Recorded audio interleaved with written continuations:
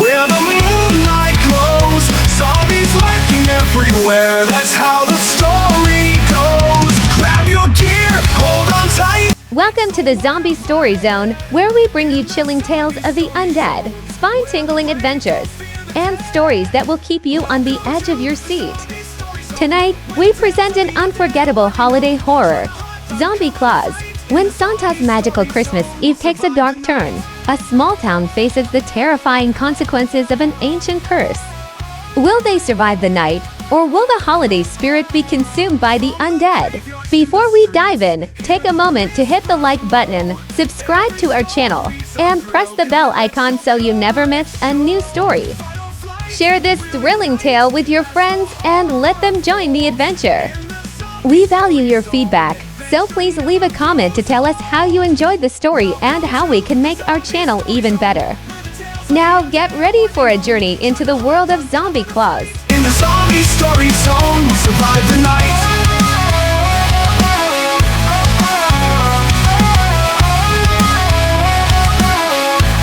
The snow fell gently over the small town of Evergreen Hollow, coating rooftops and blanketing the streets in a pristine, undisturbed white.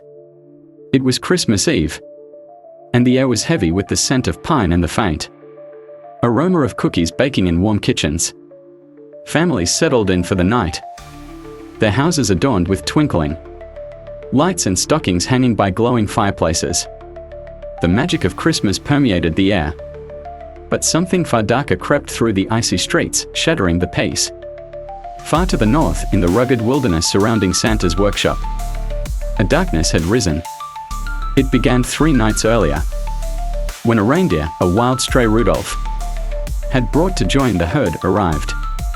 With an unnatural gleam in its eye, it had bitten one of Santa's loyal elves, Sprocket, who had been trying to harness it. The bite festered, the infection spread, and soon Sprocket wasn't himself anymore. One by one, the elves began to fall to the strange sickness, their once cheerful demeanor replaced by vacant, hungry stares. Santa, ever resilient and determined, thought he could control it.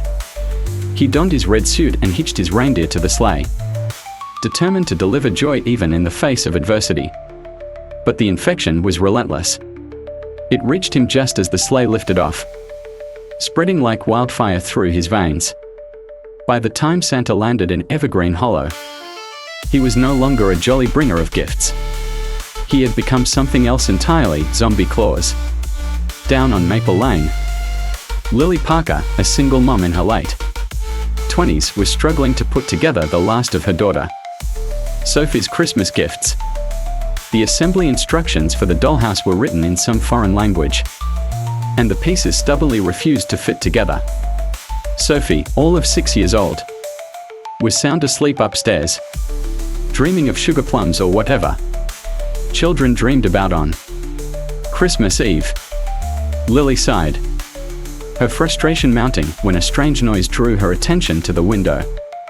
She peered out, expecting to see a stray cat or perhaps a deer wandering down from the forest. Instead, she saw a figure, large, lumbering, and unmistakably clad in red. "Santa," she whispered under her breath, her heart skipping a beat. She shook her head, laughing at herself. Of course, it wasn't Santa. Probably just some neighbor dressed up for the occasion. But then the figure turned, and Lily's laughter died in her throat. His eyes glowed an eerie green. His face was pale and mottled, and his mouth hung open, revealing jagged teeth stained with something dark. He staggered toward the house, dragging a massive sack behind him. Lily's instinct screamed at her to run, but she was rooted to the spot, unable to tear her gaze away from the nightmare unfolding before her. Suddenly, the sound of shattering glass jolted her into action. The figure, Zombie Claus, had smashed his way through the living room window. Lily grabbed the nearest weapon-like object she could find, a fireplace poker, and braced herself. The hulking figure climbed through the window, his movements jerky and unnatural, and fixed his glowing eyes on her.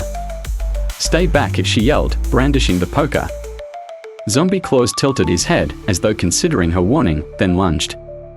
Lily swung the poker with all her strength, striking him in the shoulder. He barely flinched, his massive hand reaching for her.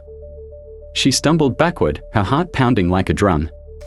Just as he was about to grab her, a deafening bang rang out, and Zombie Claus staggered, a dark hole blossoming in his chest. "Get down," a voice commanded. Lily dropped to the floor as another shot echoed through the room. Zombie Claus growled a guttural, unearthly sound and turned toward the front door, where a man stood holding a shotgun. He was tall, with a rugged, weathered look and eyes that burned with determination. "What the hell is that thing?" Lily demanded, her voice trembling. "Not sure," the man replied, pumping the shotgun. "But it's not Santa." Zombie Claus lunged at the man, who fired another round, this time hitting him square in the head. The creature collapsed to the floor, motionless. Lily scrambled to her feet, staring at the body in disbelief. "Is it dead?" she asked. "For now," the man said grimly. "Name's Jack, by the way." "Jack Harper."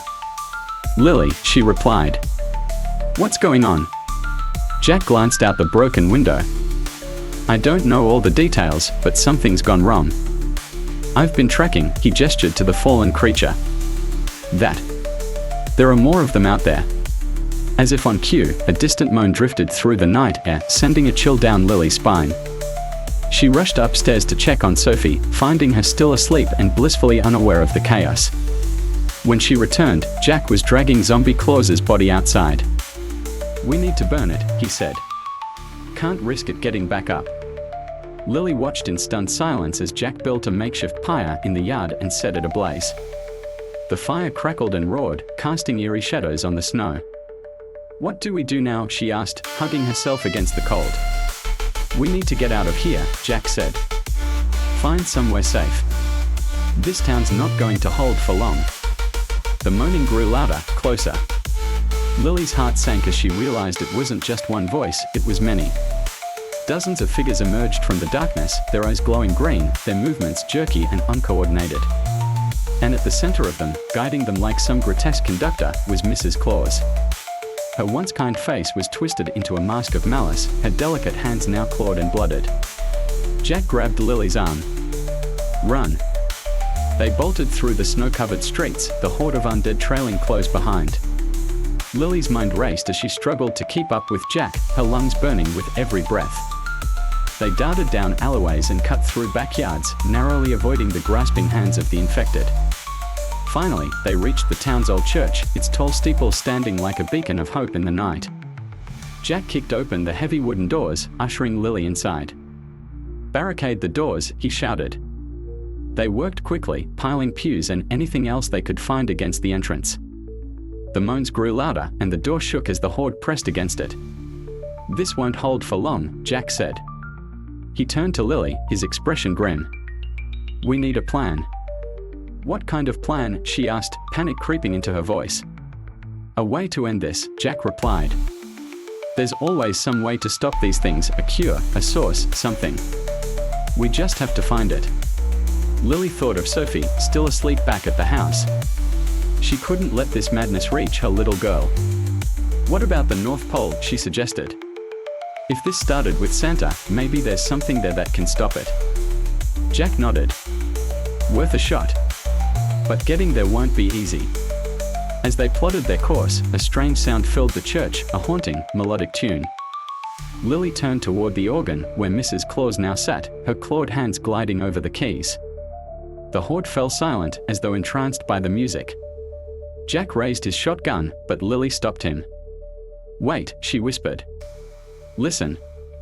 The melody was familiar, a twisted version of a Christmas carol, but hidden within it was something more.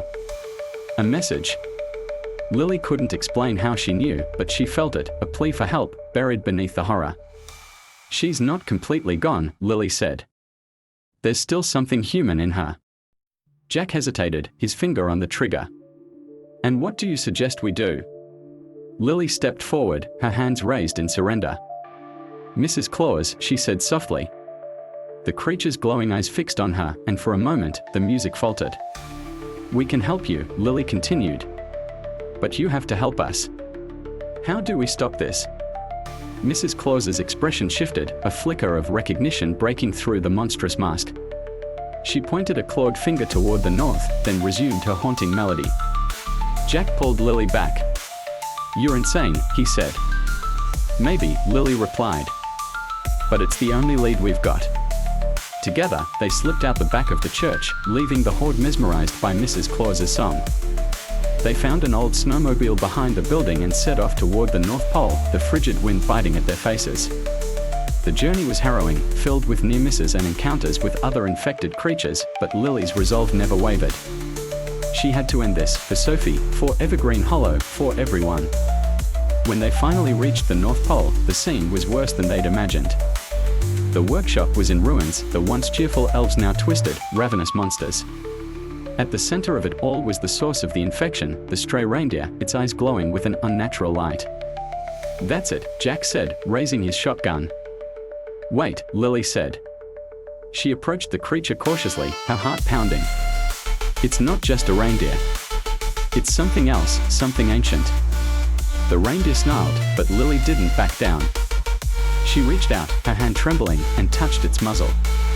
A surge of energy coursed through her, and she saw flashes of a forgotten past, a time when this creature roamed freely, spreading joy instead of chaos. "It's been corrupted," she said. "But it can be healed." Jack looked skeptical, but he lowered his weapon. "How?" Lily closed her eyes, focusing on the connection she felt with the creature. She thought of Sophie, of the love that had carried her through every hardship, and poured that love into the reindeer. Slowly, its glowing eyes dimmed, and its snarls turned to soft whimpers. The infection began to recede, unraveling like smoke caught in a breeze. As the light returned to the workshop, Lily felt a weight lift from her chest. The nightmare was over. She turned to Jack, who was staring at her in awe. "You did it," he said. "We did it," she replied. Back in Evergreen Hollow, the infected returned to their normal selves, their memories of the ordeal hazy and fragmented. Lily and Jack returned to find Sophie safe and sound, still asleep in her bed. As dawn broke over the town, the streets were filled with laughter and the sound of children playing in the snow, as though nothing had happened. Lily stood on her porch, watching the sunrise. Jack joined her, a faint smile on his face. "Merry Christmas," he said. "Merry Christmas," she replied. And for the first time in a long time, she truly meant it. From the graveyards to the streets, hear the whispers low. Every story's a thrill, come and let your courage show. Fight or flight, we'll unite as the horror unfolds. In the zombie story zone, adventure never grows old. Grades and laughter